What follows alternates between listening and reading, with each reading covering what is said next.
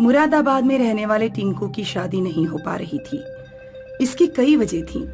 एक तो टिंकू की लंबाई कम थी और फिर उसके पास कोई अच्छी नौकरी भी नहीं थी। टिंकू की माँ अपने बेटे की शादी को लेकर बहुत परेशान थी। उसने अपने आस पड़ोस की सभी औरतों से कह रखा था कि अगर लड़की मिले तो बताना, लेकिन अभी तक टिंकू के लिए कोई रिश्ता नहीं आया था।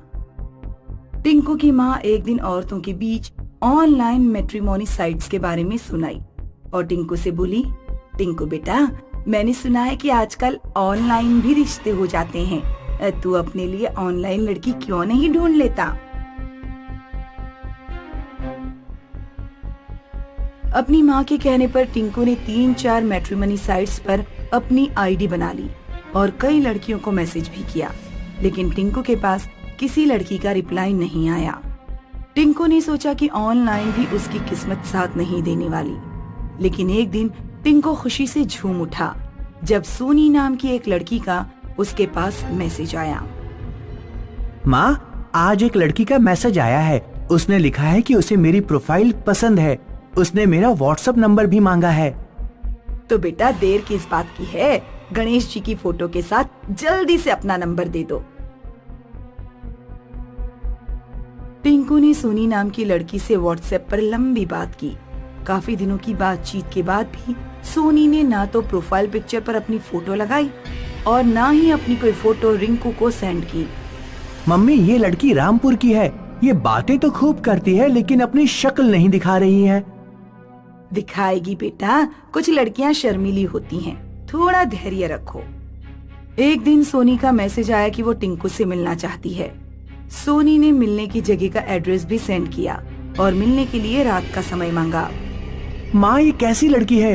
ये मुझे रात में मिलने के लिए बुला रही है।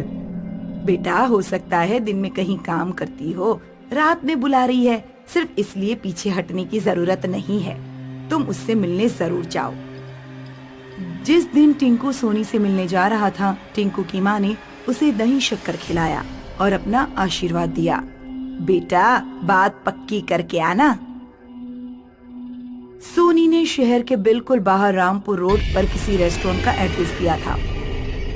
टिंकू ऑटो से रामपुर रोड पर पहुंचा, लेकिन उसे वहां कोई रेस्टोरेंट नहीं दिख रहा था। टिंकू ने सोनी को कॉल किया, लेकिन सोनी ने कॉल नहीं उठाया।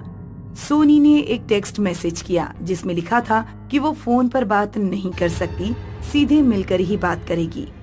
उस रात मौसम कुछ बिगड़ गया। काले बादल छा रहे थे और हल्की बूंदाबांदी भी हो रही थी। ये एड्रेस तो मिल नहीं रहा, ऊपर से ये लड़की फोन भी नहीं उठा रही। किसी से पूछना पड़ेगा। इस समय रोड पर कोई भी नहीं दिख रहा है। किससे पूछूं?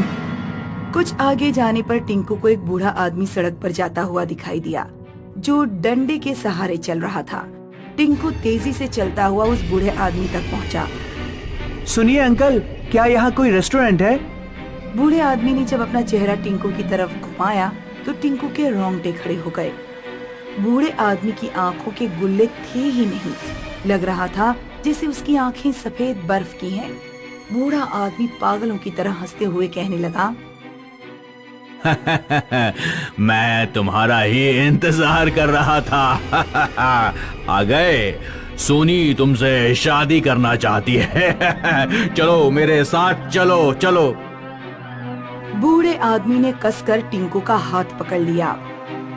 छोड़ो मुझे, छोड़ो, मैंने कहा छोड़ो मुझे, छोड़ो।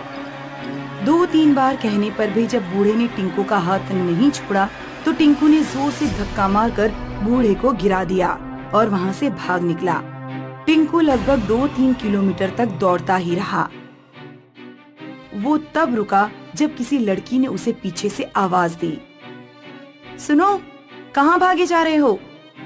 टिंकू ने पीछे मुड़कर देखा तो कुछ दूरी पर बिल्कुल बीच रोड पर एक सुंदर लड़की खड़ी थी जो उसे आवाज दे रही थी, यहाँ आओ मेरी तरफ, मैं तुमसे मिलना चाहती हूँ। टिंकू ने देखा कि रोड पर तेज स्पीड में एक ट्रक आ रहा है। लड़की रोड के बीचों बीच खड़ी थी और बिल्कुल भी वहाँ से हट नहीं रही थी। टिंकू चिल्लाया, मैं तुमसे मिलना चाहती हूँ, यहाँ आओ। इससे पहले कि टिंकू लड़की तक पहुँच पाता, टिंकू की आंखों के सामने ट्रक लड़की को कुचलकर चला गया। खून के छींटे टिंकू के चेहरे तक आए। ये मेरे साथ क्या हो रहा है? वो बूढ़ा आदमी कैसे जानता था कि मैं सोनी नाम की लड़की से मिलने आ रहा हूँ? उसी समय टिंकू की मम्मी का फोन आया। हेलो मम्मी, यहाँ पर कुछ अजीब चीजें हो रही हैं।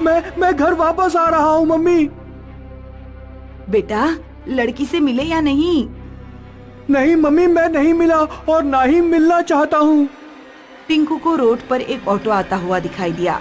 टिंकू ने ऑटो वाले को रोका और ऑटो में बैठ गया। भैया, मुरादाबाद बस अड्डे ले चलो जल्दी। टिंकू ऑटो में अपनी मम्मी से बात कर रहा था। तभी उसने देखा कि ऑटो वाले का सिर एक चुड़ैल के सिर में बदल गया।